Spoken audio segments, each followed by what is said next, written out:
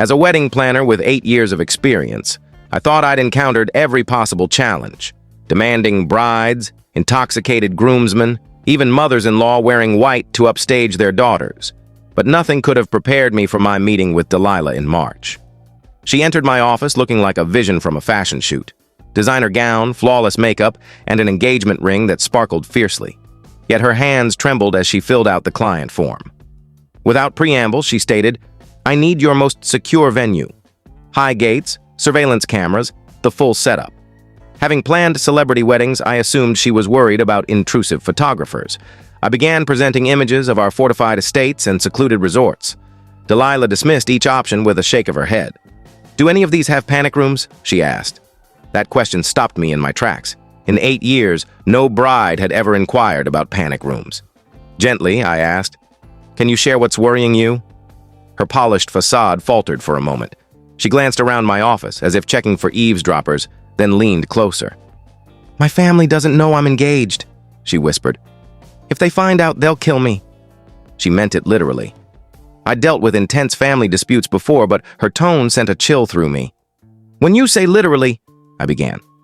"I mean they'll murder me and my fiancé," she said flatly. "My brother already tried once when he learned I was with Caspian. He fired shots through our apartment window. We've been in hiding for 6 months. I set my pen down. This was far beyond wedding planning. "Maybe you should delay until things calm down," I suggested. Delilah cut me off. "There's no calming down. My family runs the Kozlov Syndicate. The name was infamous in our city, tied to underground betting, drug trafficking, and a trail of bodies that frequently made headlines. Caspian is a Romano," she continued. "Our families have been enemies for 3 generations. 17 people have died in this feud. My father said he'd rather see me dead than wed to a Romano." My throat tightened. This wasn't a romantic tale like Romeo and Juliet. It was a tragedy waiting to unfold. "So you want a secret wedding?" I asked. "Not secret," she replied, her eyes glinting strangely. "Public. Extravagantly public. I want the grandest wedding this city has ever seen, with every news outlet present. So public they can't make us vanish without notice." I stared, torn between admiration and disbelief at her audacity. "The Romano family will cover all costs," she said, sliding a black card across my desk. "No budget restrictions, but it must be flawless, and it needs to happen in 6 weeks. 6 weeks for a massive wedding was absurd." "It's not impossible," Delilah said coolly. "Just costly. I know you managed the Grantham wedding in 4 weeks when their daughter was expecting. You have the connections." She'd done her research. The Grantham event had been a logistical nightmare, but we'd pulled it off for the right price. "There's more," Delilah added. "Once invitations go out, both families will know. They'll have 6 weeks to plot against us. We need to ensure they can't stop it." The liability alone made my stomach churn. "What exactly are you asking me to do?" I asked. "Plan a wedding that keeps us alive until we say our vows," she replied simply. "After that, we're on our own." 3 days later, I stood in a deserted warehouse with Caspian Romano, assessing how to turn it into a fortress masquerading as a wedding venue. He was striking, with a dangerous charm that could sway even the wisest, but his eyes constantly scanned for threats.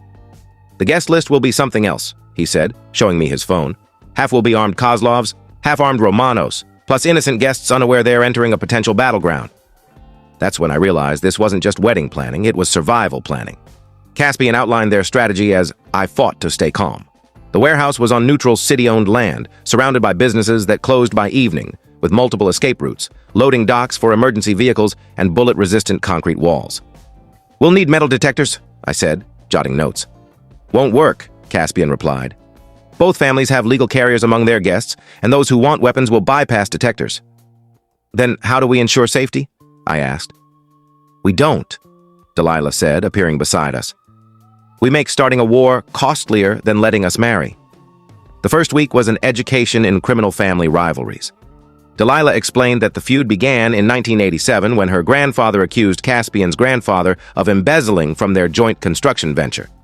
What could have been a legal dispute spiraled into decades of violence after insults led to a brawl, then a stabbing, then a shooting, until entire families picked sides.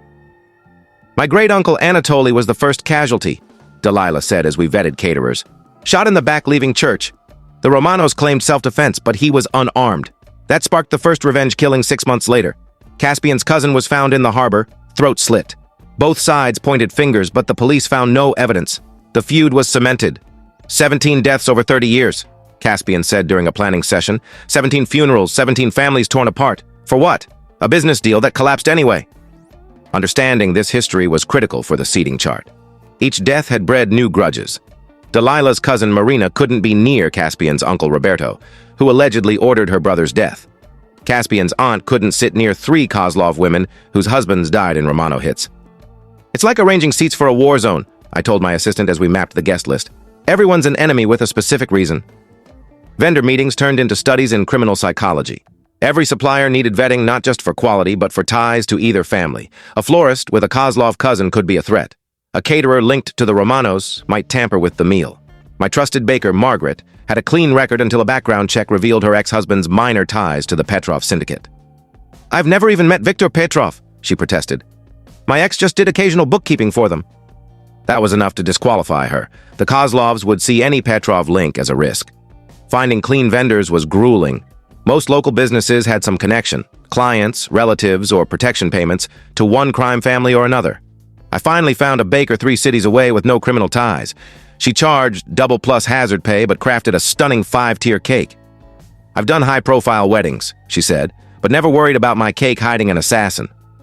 Dress shopping highlighted Delilah's estrangement from her family.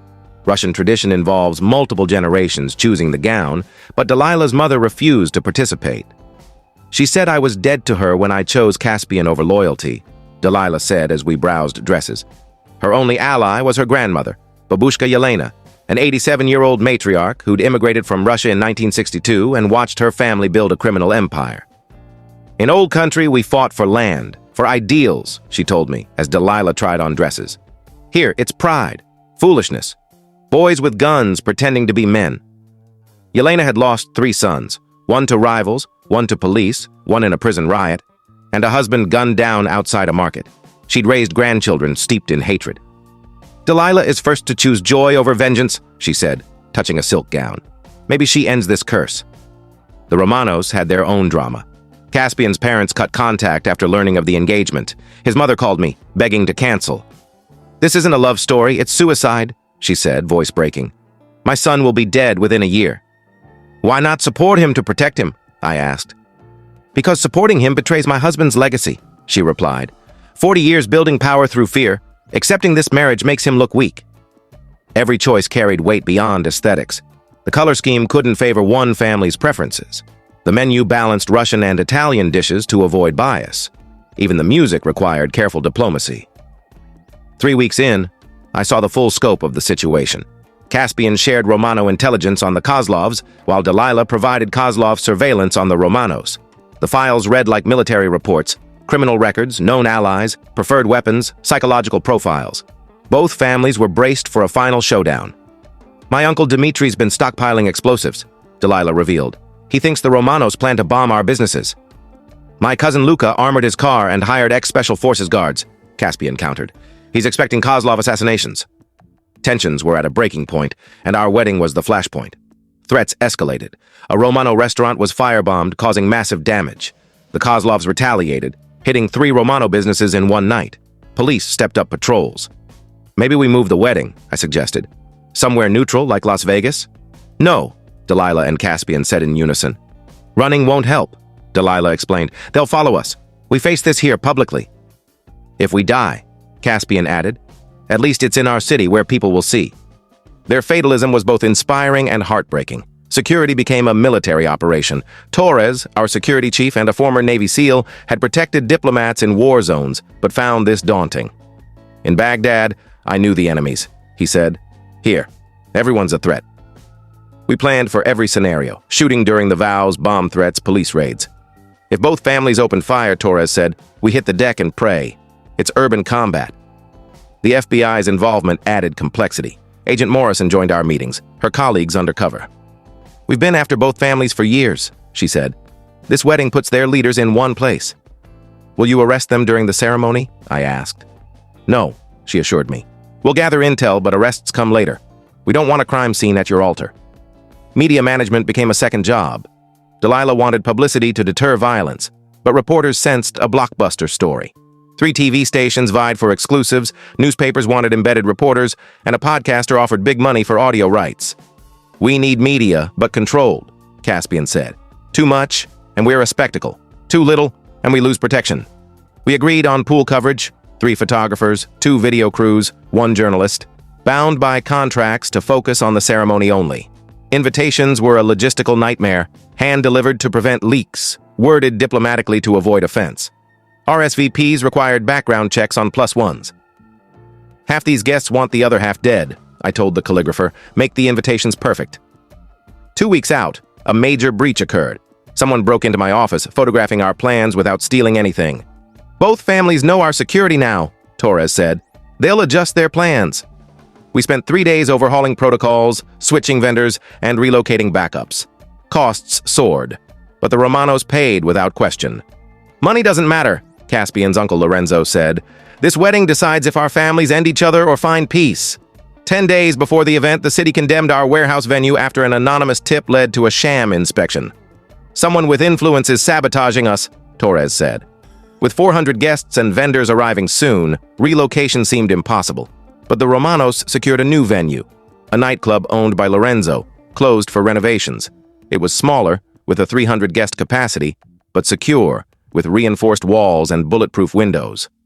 Cutting 100 guests sparked diplomatic chaos.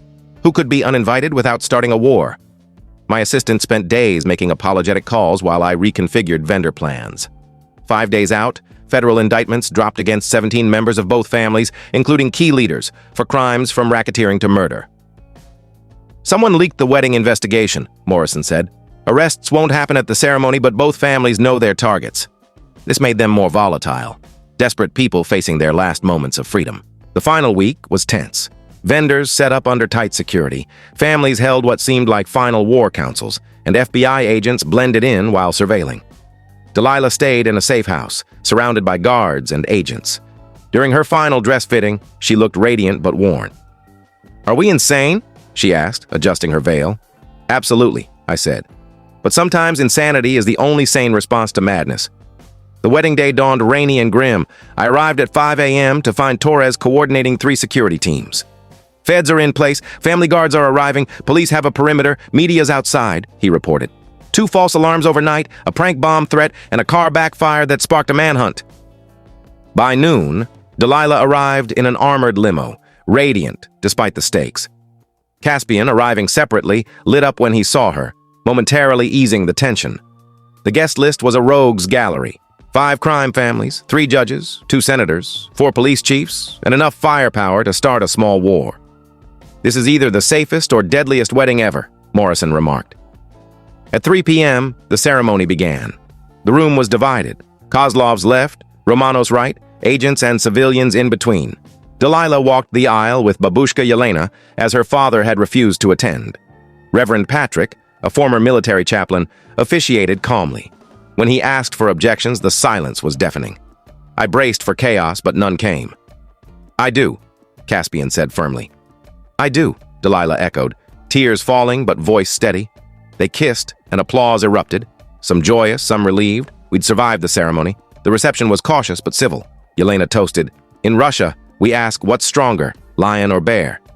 Love is stronger than both. Today, love triumphs. Lorenzo toasted, to family, may the next generation find peace. Viktor Petrov, head of a neutral crime family, surprised everyone. For 30 years, I've watched you destroy yourselves over pride. Tonight, these two show us a better path. The mood softened. Families mingled cautiously, children played together, agents recorded discreetly while the photographer captured evidence. At 9 p.m., a stray comment sparked a shouting match. Weapons were drawn, lights went out, and Torres's team activated emergency protocols. 3 shots fired into the ceiling caused panic, but no deaths. When lights returned, tables were overturned, glass littered the floor, and 1 man bled from a graze wound. The FBI stepped in, Morrison revealing her badge. Nobody moves, she ordered. Arrests followed for weapons violations and warrants. Delilah and Caspian stood amidst the chaos, still in their wedding attire, holding hands. We did it, Delilah said. We're alive and married, Caspian replied. That's what counts. The fallout was seismic. FBI raids over the next weeks crushed both organizations, seizing millions in assets and securing 47 convictions. The violence stopped as leadership collapsed. Younger family members pursued legitimate lives, while the Petrov syndicate, staying neutral, gained ground, but later faced pressure to go legal. Delilah and Caspian spent 6 months in protective custody, testifying against their families.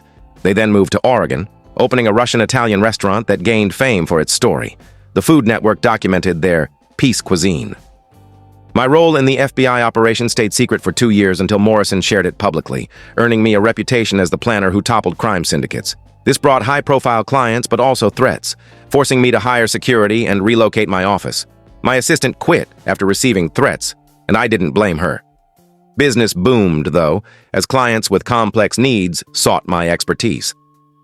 3 years later, Delilah and Caspian sent a card announcing their daughter, Hope. "She'll grow up free of feuds," Delilah wrote. The card showed their restaurant's opening with surviving grandparents, former enemies, serving together. 5 years on, Caspian was a city councilor.